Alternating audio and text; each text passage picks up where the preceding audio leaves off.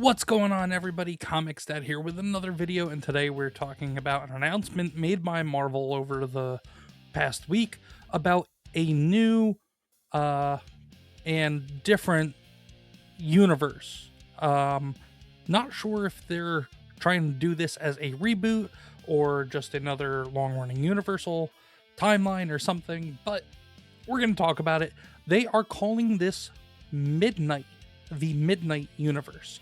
And they've already announced their first three titles that are going to be part of this new, it's supposed to be a horror universe. Make of that what you will. But the first three titles that we have are an X-Men title, which is written by, personally, I feel he is a legend, Jonathan Hickman, who he did a great job with X-Men when he had his run a while back. Also, he most recently did the 24-issue Ultimate Spider-Man run, which I feel shouldn't have ended. It's a shame that it did. And we're going to be talking partially about Ultimate Universe and all that stuff in this video as well, because it's related. But then also, the next title that's going to be part of this new horror universe called Midnight is going to be the Fantastic Four, written by Benjamin Percy. Benjamin Percy, he worked on some X-Men titles. He also has worked on Helverine. He's worked on the current run of Punisher. He has also worked on a couple of Ghost Rider titles, and the dark and gritty is kind of his wheelhouse. That's what he likes to do for the most part. His Helverine 10-issue series was really cool and was filled with that. And also Ghost Rider was kind of right up his alley, and then he's doing a really good job with Punisher right now too. One of the maybe two things that's any decent out of Marvel right now, in my opinion. But Benjamin Percy, this is kind of his forte, but how it's going to translate to a Fantastic Four, I don't know, but we're going to get into some more details. The third title that was announced with it was Midnight Spider-Man in the Midnight Universe, written by Philip Kennedy Johnson. Now, I don't know much about Philip Kennedy Johnson. I do know that he wrote the Incredible Hulk series that started in 2023 and ran up until last year. Other than that, apparently he did some work for DC, writing for Action Comics for a bit. Other than that, he doesn't really have a lengthy portfolio to look back and go off of, so I don't really know too much about his writing style and the quality of the books that he has written on, but yeah, we'll see how it goes. This whole concept of a new universe, a horror universe, I have some concerns, because depending upon how they do this, and we'll get into their Marvel put out an announcement article on their own website, so we'll read a little bit of that. But just at face value, my one concern is, why are you starting another universe when you are closing the door on the reboot of the Ultimate Universe? Marvel can't commit to anything, which is a problem. So that's my first issue, is that you already had an alternate universe that you could work on to reboot things and do kind of whatever you wanted, and it was the Ultimate Universe again for the second time, and people overall were enjoying it for the most part. Ultimate Spider-Man was the best title in that, and in the next, I think, month or so, or a couple of months, that's all coming to an end. So I don't know what the hell they're thinking by starting up a new universe. But second problem, and again, that shows that they're afraid to commit. Now, secondly, they're calling this a Midnight Universe, but let's look at the release dates of these titles. X-Men, August of 2026. Fantastic Four, September 2026. Spider-Man, October 2026. And because this is supposed to be horror themed, I mean, yes, it makes sense. These are all coming out like end of summer, beginning of fall, leading into Halloween. But then that makes me wonder, is this going to be an actual like recurring long-term thing? Or is this going to be just kind of a one-off, like, hey, we're going to ride this wave for like 6 or 7 months to ride on the theme of horror for the Halloween season, for the fall, and then we'll just do a couple of things and then close this all out. Because again, Marvel can't commit to anything. So, but let's take a look to see what some of the news here is. So Marvel Comics put out this post with this announcement, said the light had its turn. Marvel Comics introduces Midnight, a bold new publishing line from a superstar lineup of creators, kicking off in August with Midnight X-Men by Jonathan Hickman and Matteo De La Fonte, followed by Midnight Fantastic Four by Benjamin Percy and Kev Walker, and Midnight Spider-Man by Philip Kennedy Johnson and C.A. Tronk, if I'm saying that correctly. Marvel's most definitive creators, modern creators, are given free reign to reimagine heroes with shocking twists and chilling transformations in boundaryless storytelling that will keep readers on edge issue after issue. The X-Men no longer fight for acceptance, they hunger for blood. The Fantastic Four venture into the unknown, not to save the world, but to unleash terror upon it. And Spider-Man discovers that with great power comes something monstrous. Now, right there is another glaring issue when I saw this post, because basically what I'm taking away from this, and nothing else, now there's a little bit more information about these 3 series that have been released, but this is also part of Marvel's problem, is their messaging and their marketing, because they interviewed all 3 writers of these 3 titles in the article that we're going to look at off of the Marvel website. But right here, Marvel's own X account, their official announcement online for this, it's basically reading as if they're turning their heroes into monsters and villains and killers. Why? What?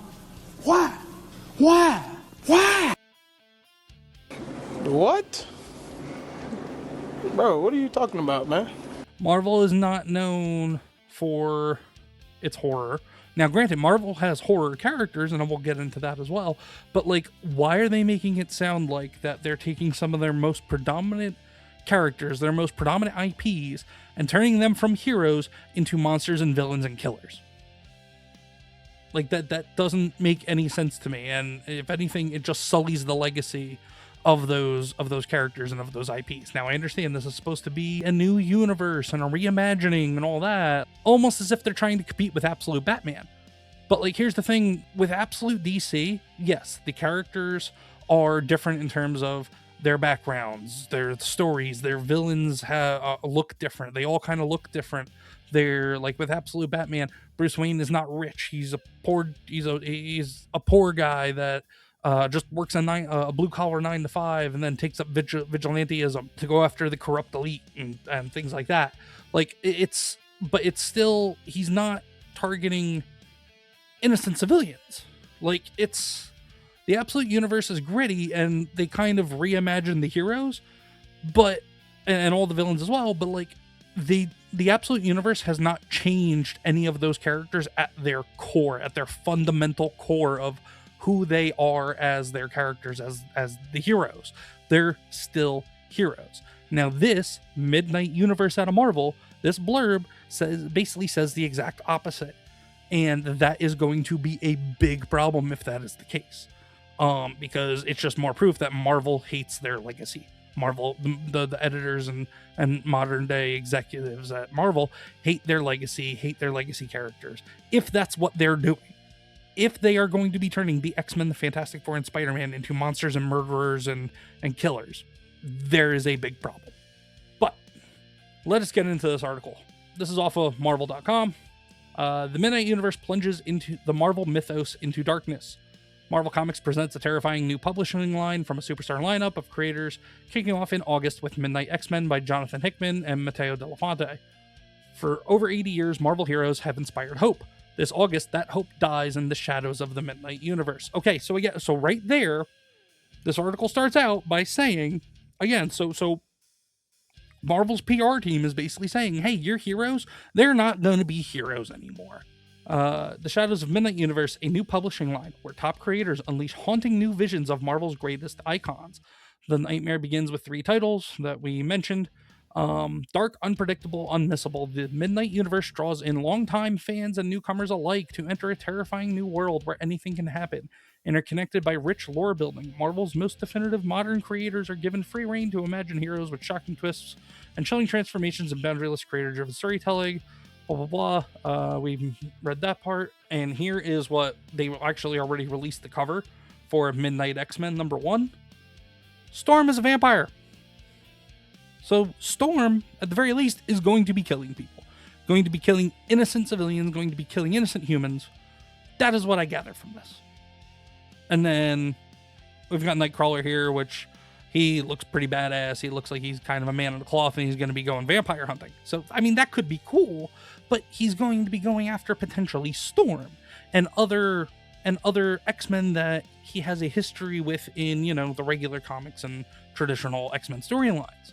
Like, that's going to be strange seeing Nightcrawler potentially fight and kill his fellow X-Men who are vampires. I mean, yes, okay, vampires, whatever, they're gonna die, but like, there's, I don't know why they're trying to turn heroes into villains. I don't get that. Maybe it's just something with the people that are running things at Marvel. Maybe because, I don't know, in their hearts they have black souls and they're villains. Maybe, I don't friggin' know. But something doesn't sit right about this with me. So down here is a blurb about, underneath each of these is going to be a blurb about each of these titles. So for Midnight X-Men, it says, the clock strikes midnight, and it's the dark dawn of a new era, beginning with Midnight X-Men. The shadows over New York City are stalked by vampires and mutant empires.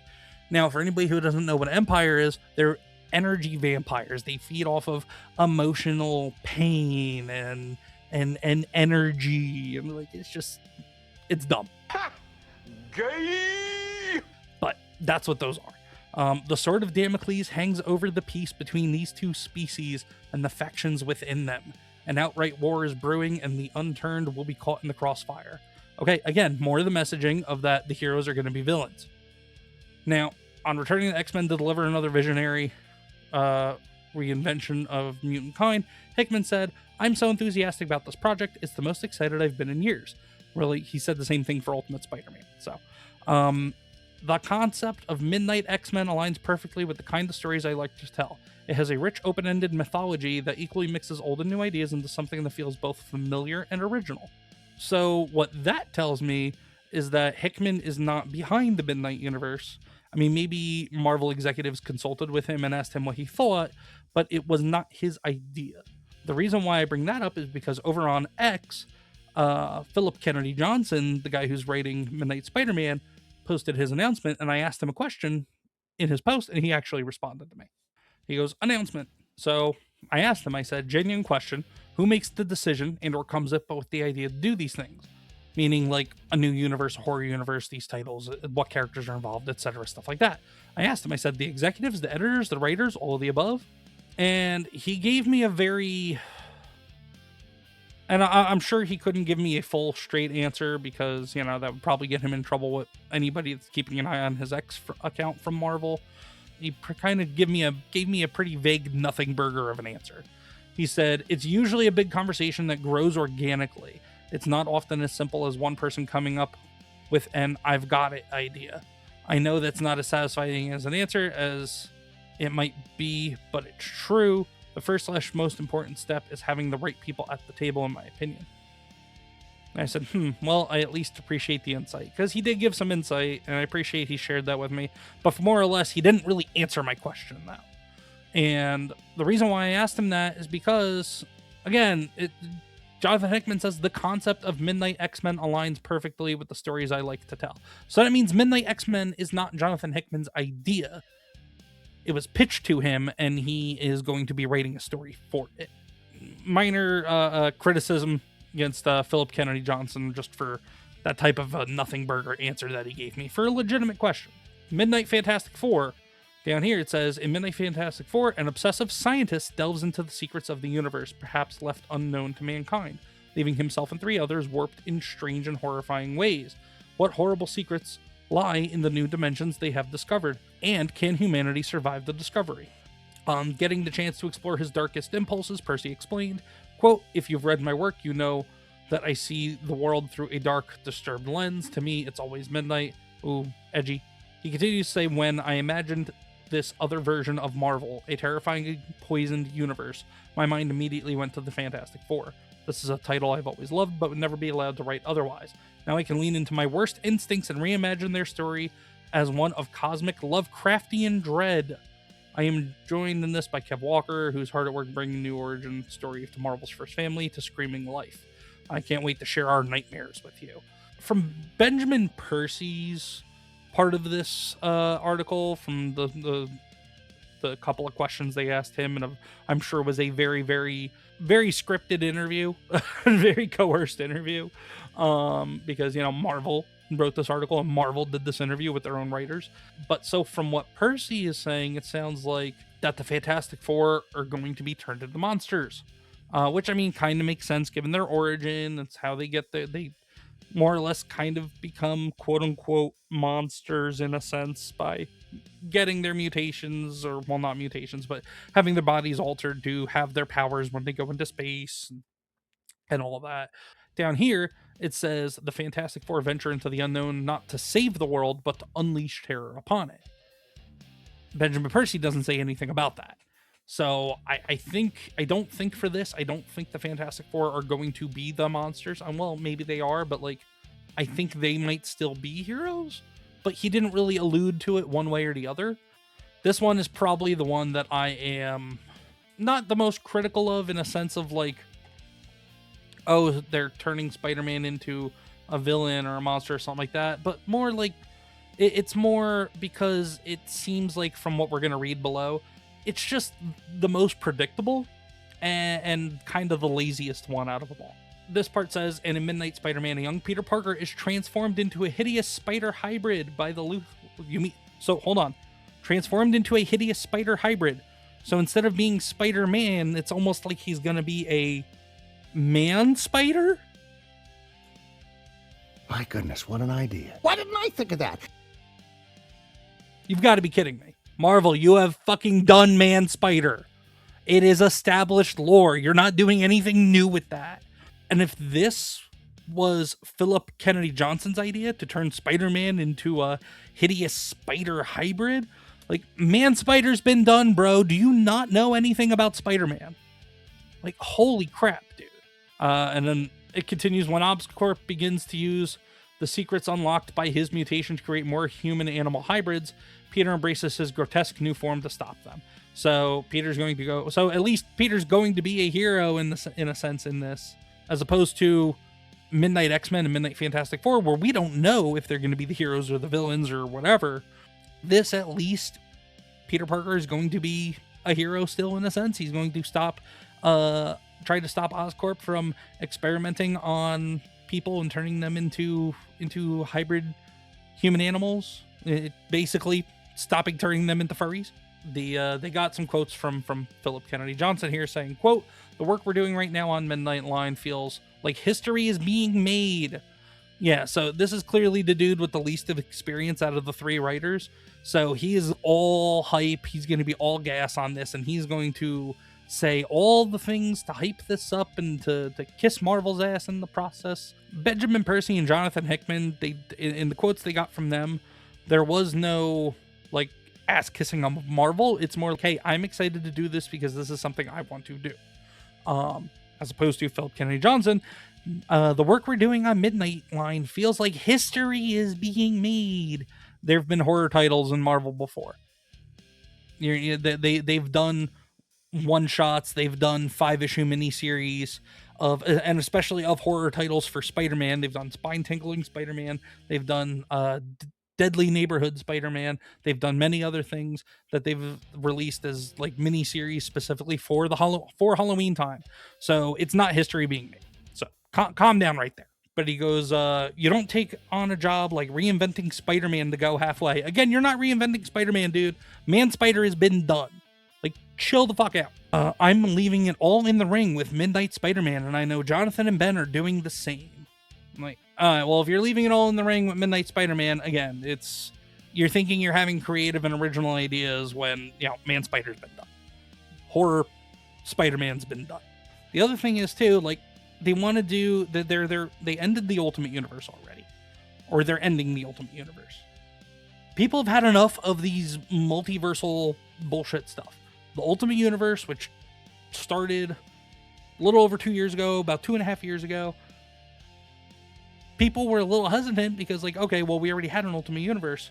But then Ultimate Spider-Man came out, written by Jonathan Hickman, crushed it. Everybody loved it, specifically Ultimate Spider-Man. But now they're ending the Ultimate Universe already, and they killed Ultimate Spider-Man. They killed Peter Parker. Instead of that, if they really want to double down and focus on their horror stuff, what they should be doing is focusing on their legacy horror characters. Now, again, people have made the arguments online.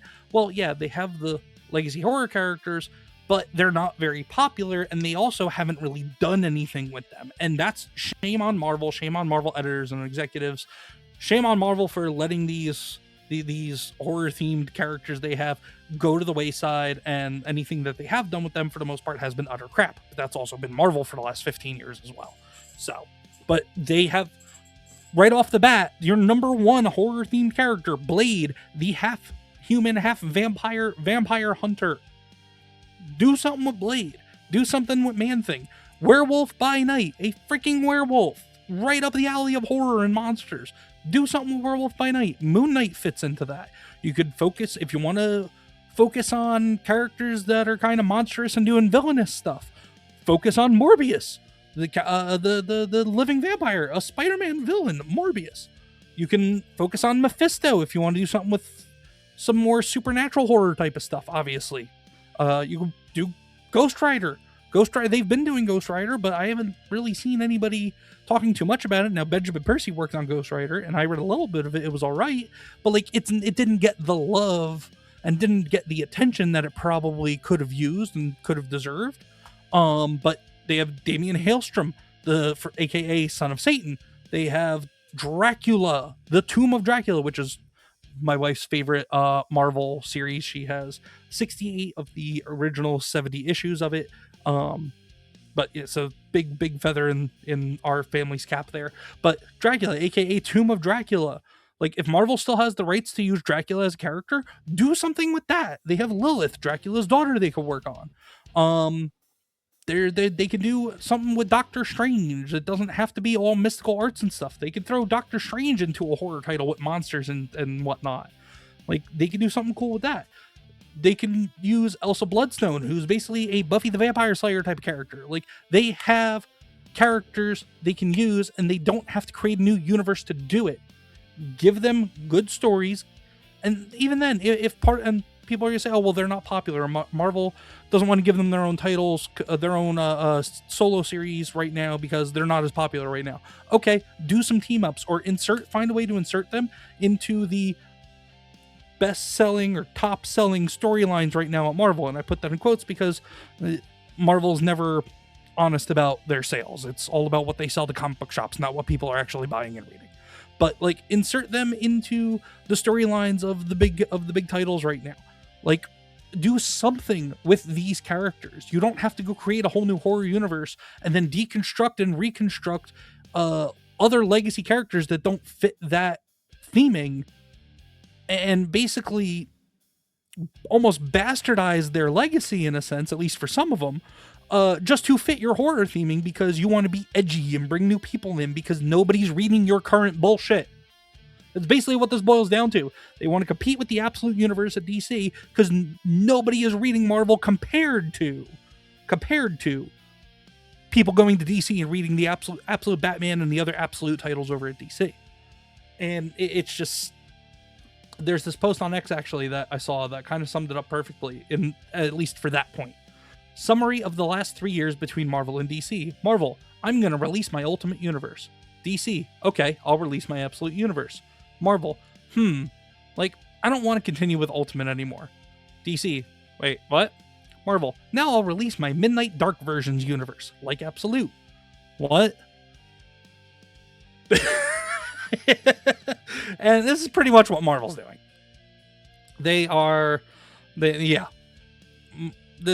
I don't think this will turn out well for Marvel. I don't think this will turn out well for Marvel at all. But,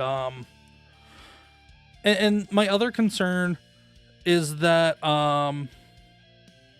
like, the whole horror and monsters and stuff like that, like, it's a bad idea because it's also going to be geared towards adults. Like, granted, Marvel's owned by Disney, and we all know Disney adults will consume anything Disney, including Marvel stuff. That is, if they have the money to do it, because a lot of them don't really have the money to consume the Disney stuff, but yet they'll go online and they'll shill Disney and shill Disney Marvel for free. So, but even if these stories have a teen rating, which they probably will, like, there's already a big enough problem with the demographic of modern day comic book readers, predominantly adults, and like comics, especially Marvel comics and DC comics, they were not built on the back of adult readers. They were built on the backs of kids and teenagers going and buying the comic books at the newsstands and at the comic shops when comic shops were in their golden age. And I mean, granted, everything has changed since then, so that's a whole separate topic that people have covered a lot more effectively and eloquently than I can. But like, this isn't, especially if they want to compete with the Absolute Universe, like, I mean, Absolute Universe isn't necessarily kid friendly either. At least Absolute Batman sure as hell is not. But like, kids can go read like older kids, they can go read Absolute Flash without a problem. They could go read Absolute Superman. Like, they can go read some of those titles and it not be nearly as dark and gritty and hard hitting as Absolute Batman. But like, this Midnight Universe is going to completely isolate any potential for younger readers to be able to get into and excited about something new out of Marvel. So that is a problem as well. And I guess my final point for this is, if this is going to be a short-term thing, like maybe give it a year tops, maybe a year and a half, kind of like what they're doing in Ultimate Universe. I mean, it is what it is, because Marvel can't commit to anything. They couldn't commit to this new Ultimate Universe anyway. So it'll just come and go like that, and everybody will forget about it in between now and probably about 3 years from now. If this is going to be a complete reboot of Marvel in a sense, and going to try to be a long-term thing and try to run longer than the Absolute Universe, because Absolute Universe doesn't look like it's going anywhere at a DC. If they want this to be something that can stand the test of time and go toe-to-toe with Absolute Universe, it's not going to. It's not going to, especially if they're going to, again, bastardize the core fundamentals of some of their biggest IPs and characters. X-Men are going to be vampires and energy vampires, and they're going to be fighting against each other, and then just innocent people are going to get killed in the process, is what it sounds like. And then also Fantastic Four are going to be monsters, and they may be unleashing terror on the galaxy or on the cosmos. Like, that is not who the X-Men are. That is not who Fantastic Four are. Like, and then Spider-Man, okay, we're getting Man-Spider again. Big whoop, nothing to be excited about. But this, basically what this needs to be is, if they run this for about a year as like a Halloween horror event, and do like 5-issue series of Spider-Man, Fantastic Four, X-Men, and then maybe a couple other IPs, like maybe Midnight Avengers, and maybe one or two other IPs. Whatever, fine, come and go. Short-term stories, 5-6 issue miniseries for each, and then another tie-in event at the end to close it all out, like they're doing with Ultimate Universe. Whatever, it is what it is. But I think this is the wrong move for Marvel. Granted, almost every move out of Marvel, for the most part, has been the wrong move for Marvel over the last decade. But I think right now, this is the absolute wrong move. See, I purposely did that, by the way. Pun intended, absolute. This is the absolute wrong move for Marvel right now. But that's just my thoughts on it. That's my opinions. Everybody, I know this was kind of a long-winded rant and everything like that. But I mean, now granted, I hope I'm proven wrong, but I don't think I will be. Anyway, let me know in the comments what you think about all this, what you think about this new horror-themed Midnight reimagined universe for Marvel. Let me know what you think about the characters they're using, about what they could possibly be doing instead. Just let me know all your thoughts in the comments. Please hit like and please hit the subscribe button or the follow, depending on which platform you're watching this on. And until the next video, everybody, y'all have a good day.